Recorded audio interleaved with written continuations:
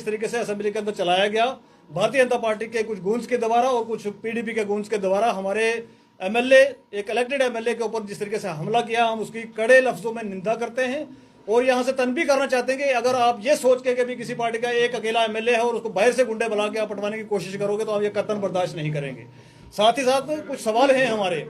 आज हमारे सवाल है सरकार के साथ भी, जिनके पास एडमिनिस्ट्रेशन है, जिनके पास पुलिस है, जिनका काम था वहां पर सिक्योरिटी को देखना, उनसे भी हमारे सवाल हैं कि भाई क्या आपके पास महराज मलिक के सवालों के जवाब नहीं है इसलिए आप उसको मारने के लिए दौड़ते हैं?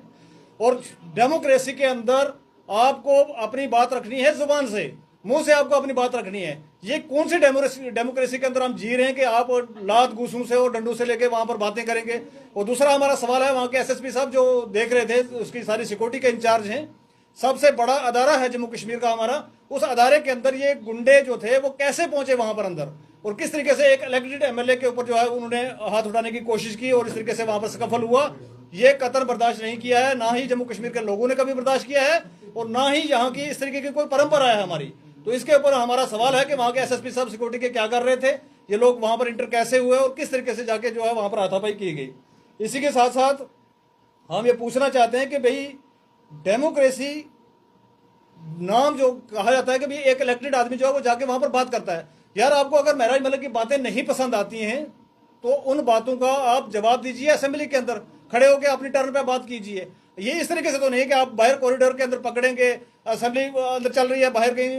ग्राउंड में किसी को पकड़ लिया और एक एमएलए के साथ अगर इस तरीके की ट्रीटमेंट होगी तो हमारी लॉ एंड ऑर्डर जो है एजेंसियां क्या कर रही हैं। और हम समझ सकते हैं कि भाई अगर एक इलेक्टेड रिप्रेजेंटेटिव के साथ असेंबली सेशन चलते हुए उसके साथ अंदर अगर इस तरीके का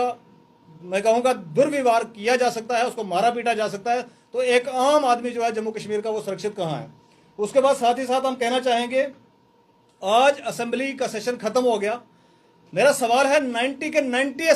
एमएलए से, वहां के स्पीकर साहब से, चीफ मिनिस्टर साहब से कि भाई आपने ये स्कफल, गाली गलोच, एक दूसरे को ताना मेना देने के अलावा आज आप सेशन खत्म होने के बाद पब्लिक का कौन सा काम करके यहां से निकले हैं और कितने हजारों लाखों करोड़ रुपए जो हैं वो स्वाहा हो गए हैं। 3 दिन से वहां पर असेंबली चलने नहीं दी गई है। आपको सिर्फ एक ड्रामा जो वहां पर क्रिएट करना था वो किया। आपके चीफ मिनिस्टर साहब जो हैं कश्मीर में टुलिप गार्डन में घूम रहे हैं, ठीक है जी, और उन्हीं के एमएलए जो हैं यहाँ पर वो कह रहे हैं कि जी आप इस पर बात नहीं कर रहे हो, और दूसरी तरफ आप ही का स्पीकर और आप कह रहे हैं जी वो हमें अलो नहीं कर रहे हैं। तो ये ड्रामा जो है वो पूरी जम्मू कश्मीर की आवाम, 1.25 करोड़ लोग जो है वो देख रहे हैं कि आप किस तरीके से रूल कर रहे हो हमें। इसी के साथ साथ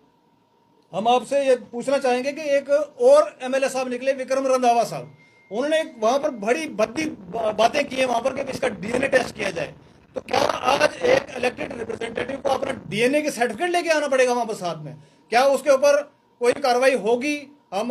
स्पीकर साहब से भी गुजारिश करते हैं, चीफ मिनिस्टर साहब से गुजारिश करते हैं कि क्या उनके खिलाफ कोई कार्रवाई की जाएगी या नहीं की जाएगी। और साथ ही साथ उनसे एक और कहेंगे रंधावा साहब से कि कभी भी आज तक हमने देखा है कि भारतीय जनता पार्टी का एक चेहरा रहा है, एक चरित्र रहा है कि जब भी किसी मुसलमान, वो एमएलए इलेक्टेड हो,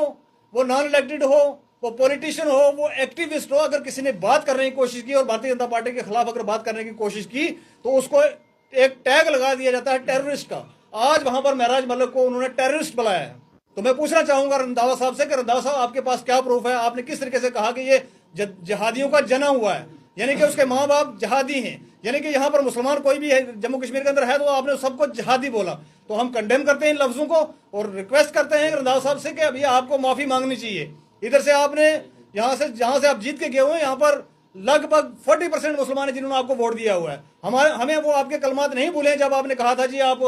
मुसलमान जो है जहां पर भी रोड देखते हैं और क्या खड़ा कर लेते हैं, मैं तो बोलना भी उसको पसंद नहीं करूंगा। वो देखने के बाद भी आपको लोगों ने यहाँ से जितवा के भेजा, वोट दे के भेजा, और आज आपकी लैंग्वेज इस तरीके की है कि आप असेंबली के बाहर खड़े होकर ये कहते हैं कि भाई एक आपका ही साथी, वैसे ही आप एमएलए हैं, वैसे ही महराज मलिक एमएलए है, तो उसको बाहर खड़े रह के आप वहां पर कहते हैं कि ये जिहादियों की औलाद है, ये टेररिस्ट है, ये फलाना है, ढमकाना है। ये कंडेमेबल अल्फाज है, हम इनको कंडेम करते हैं। और महराज मलिक के ऊपर जो अटैक किया गया इसको हम सिरे से खारिज करते हैं, कंडेम करते हैं, वो चाहे पीडीपी के गूंज हों, चाहे भारतीय जनता पार्टी के गूंज हों। और हम इनसे कहना चाहेंगे कि कान खोल के सुन ले, इस तरीके से जिस तरीके से आप हाथापाई पे उतरे ये हम करने नहीं देंगे, ये होने नहीं देंगे।